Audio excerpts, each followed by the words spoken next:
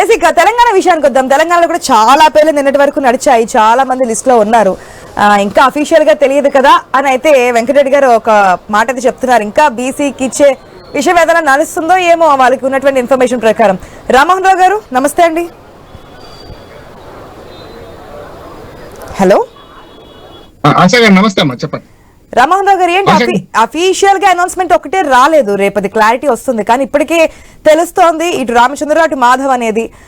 నిన్న కూడా మనం మాట్లాడుకున్నాము, ఏదైతే రాష్ట్ర అధ్యక్షులుగా ఇక్కడ తెలంగాణలో బీసీ అనేది ఎక్కువ పాత్ర పోషించబోతోంది, బీసీ కార్డు అనేది.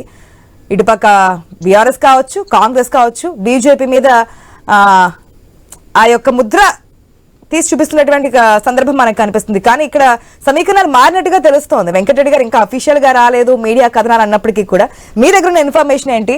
ఒకవేళ ఇదే కన్ఫర్మ్ అయితే వాట్ నెక్స్ట్ అనుకోవాలి? ఆశ గారు, మీకు అట్లాగే పెద్ద వెంకటరెడ్డి గారికి అట్లాగే న్యూస్ ప్రేక్షకుల నమస్కారం.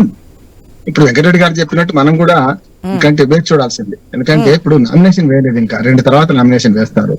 కానీ మనకు అర్థమవుతుంది ఏంటంటే దోనోలు అడిగితో తీనొక ఫాయిదా అవతాని సామెత ఒకటి ఉన్నది, సామెత. ఎందుకంటే ఇద్దరు బీసీల మధ్య పెద్ద ఎత్తున పోరాటం జరుగుతుంది. యాక్చువల్ గా వాళ్ళు చెప్పారు కానీ అప్పుడు బండి సంజయ్ గారికి మనకు ఈటల రాజేందర్ గారు పడతలేదు, అందరికి తెలిసిందే.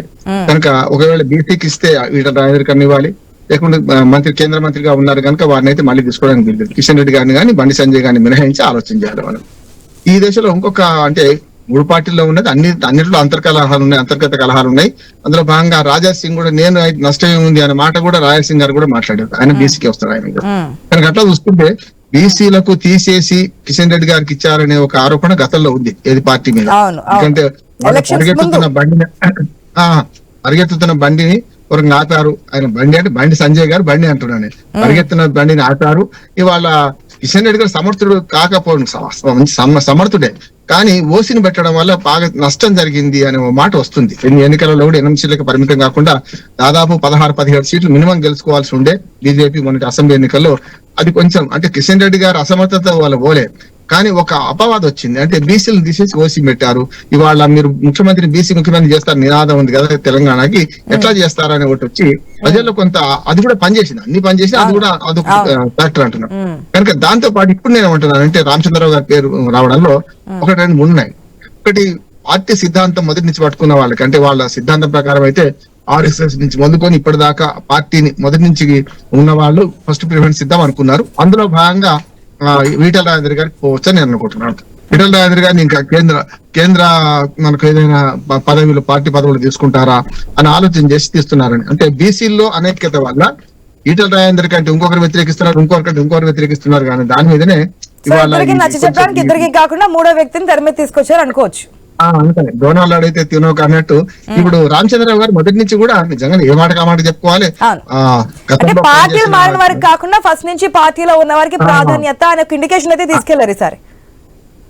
అంటే మొదటి నుంచి కూడా అంటున్నారు వాళ్ళు. పార్టీ ముఖ్యంగా బీజేపీలో ఫిరాయింపులు ఉన్నా కూడా చాలా మొదటి నుంచి ఉన్న వాళ్ళ ప్రిఫరెన్స్ ఎప్పుడైనా ఉంటది, ఇప్పుడైనా ఉంటది అంటున్నారు. కాకపోతే ఈటల రాజేందర్ గారు వచ్చినాక పరిస్థితులు మారినాయి, మరి కొత్త వాళ్ళకి ఎప్పుడు అవకాశం ఇవ్వాలి, మరి పార్టీ ఫిరాయిస్తే అంతే సంగతులా అనే మాట వస్తుంది కదా. అది రాకుండా ఈటల రాజేందర్ గారు కూడా న్యాయం చేస్తారని నేను అనుకుంటున్నాను. ఇవాళ మధ్యాహ్నంగా తెలుపుతుంది. ఒకటి ఏంటంటే ఎలక్షన్ కమిషన్ రూల్స్ ప్రకారం ఏంటంటే మీ పార్టీ ఎన్నికలు 2 ఏళ్లకు ఒకసారి చేస్తారా, 3 ఏళ్లకు ఒకసారి చేస్తారా, మాక్సిమం 3 సంవత్సరాల కన్నా దాటి ఉండడానికి వీల్లేదు.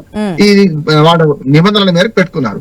కనుక ఎలక్షన్ కమిషన్ కోసమే ఎన్నిక జరపాలి. ఇప్పుడు ఇంతకుముందు వెంకటరెడ్డి గారు 37 రాష్ట్రాలు 14 రాష్ట్రాలు ఎన్నికలు ఇంకా కాలేదు. రాష్ట్రాలు అంటే ఇంక్లూడింగ్ కేంద్ర పాలిత ప్రాంతాలతో సహా 28+9. కనుక ఈ 37లో 14-15 అయినాయి.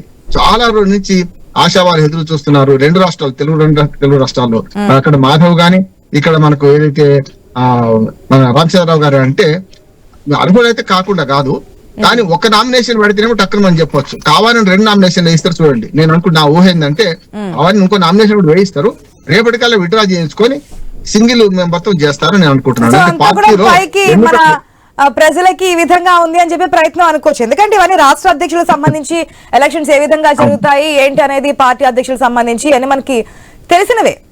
సో ఎట్లా ఉంటాయి ఏంటి ఈక్వేషన్స్ అనేది